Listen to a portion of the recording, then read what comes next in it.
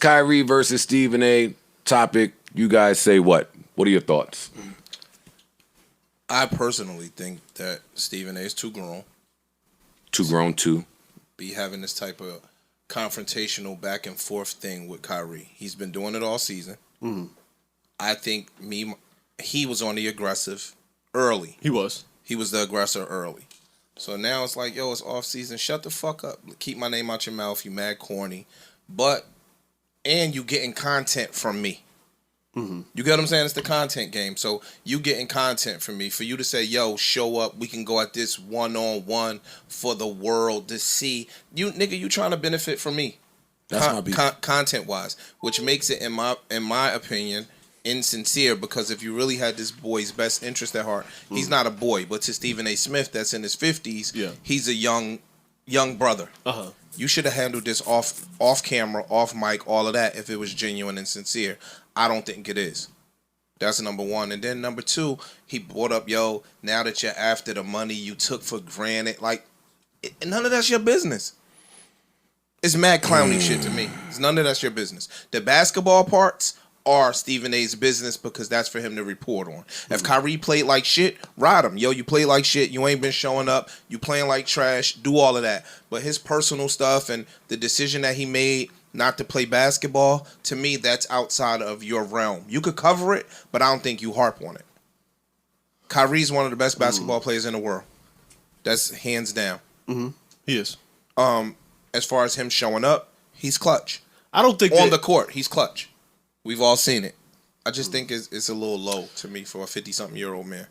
I think that he's within his realm to talk about him not playing games, but the manner in which you do it, you can do it in a more respectful, I think, kind of way than what he has. I think done. Respectful way don't get you ratings.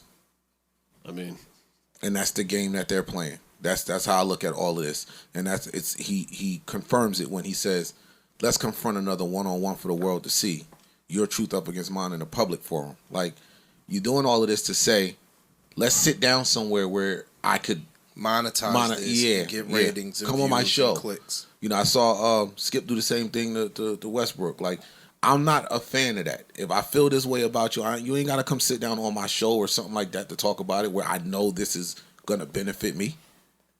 I'm just not a fan of that. It seems insincere. Yeah. To me. I agree.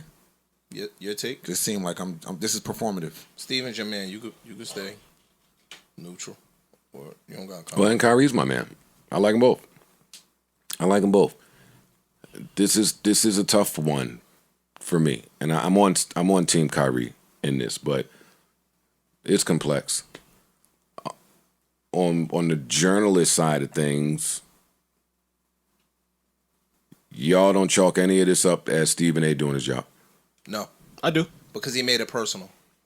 My response to that is sometimes in this business, the work can become personal. We've seen plenty of the ESPN reporters go up there and try to say something that was personal to them about politics, and you lose your job over it.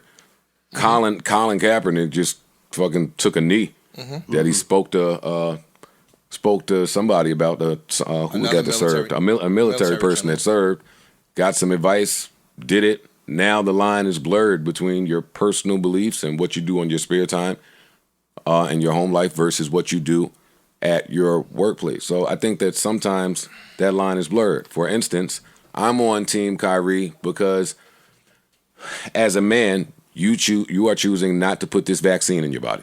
I think that's everyone's human right. I don't think that's a sports conversation. True. So when if I were to report on him, I'm doing it under the guise of he made the best decision for him and his family to not take a vaccine. And if that means taking sacrifices professionally, I mean, we big up fucking Jim Brown. We big up Muhammad Ali. We big up too many of them that have sacrificed professionally for not just their personal gain, but other people's gain. Mm-hmm. So I'm there with that. So a lot of times when Steve is reporting on Kyrie, it sounds personal because you're attacking a personal decision made. he starts to bring up, hey, you don't show up for your team. You've only played 26 games last year, but you expect to be paid such and such amount of dollars. You could do all of that. I just don't think you could do it in a vacuum. You have to do it with context, which is that's his personal right. And I think that, and that's not a sports decision. It's bigger than sports. So to your point, I think that you are correct when you say it's different, in my opinion, with regards to the Colin Kaepernick and Muhammad Ali and Jim Brown. Because you can report on that objectively.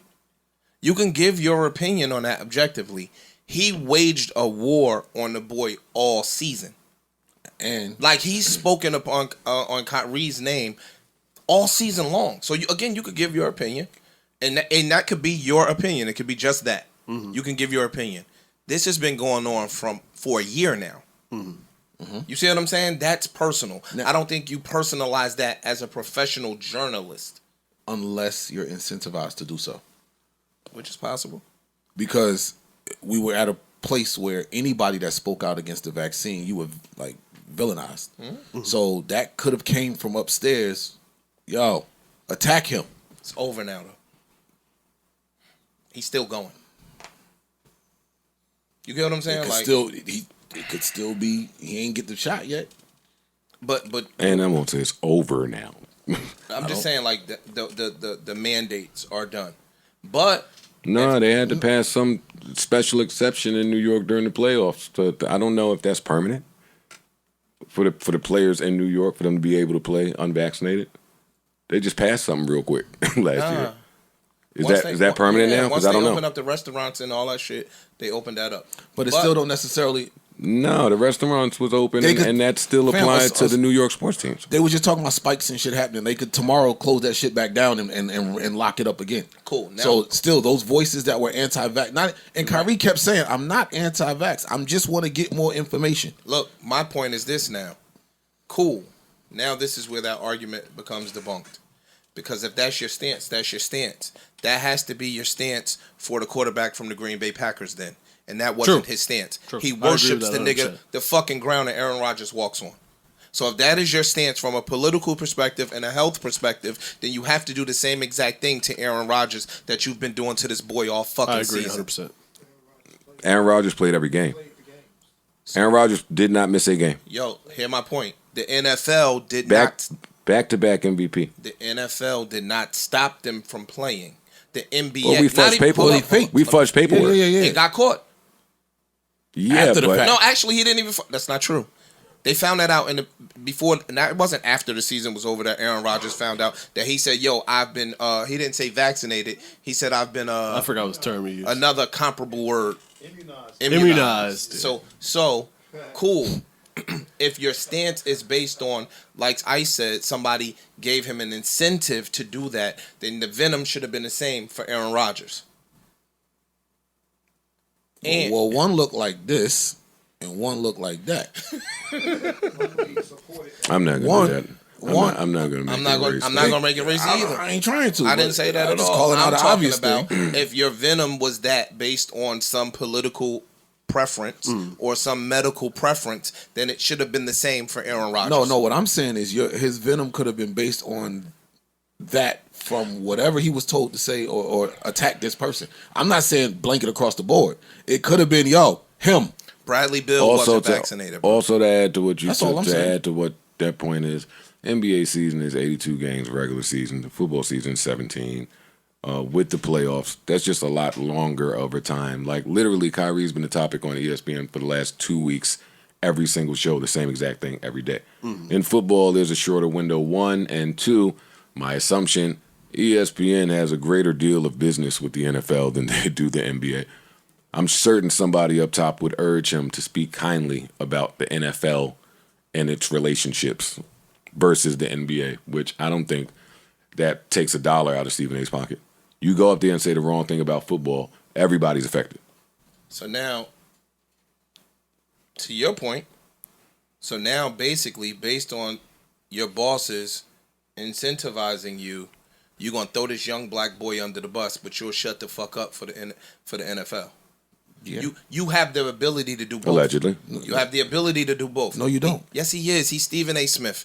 He's not getting Somebody fired. signs his checks. I don't care. Somebody still signs his checks. You're right. He's Stephen A. Smith, but he gets his check from somewhere. He does, and he's too And they will remind And you he that likes his very check. quick. And he liked that check. He likes his check. And they will remind you It's a big real check. quick, my nigga. Oh, you want to jump fly? Check this out.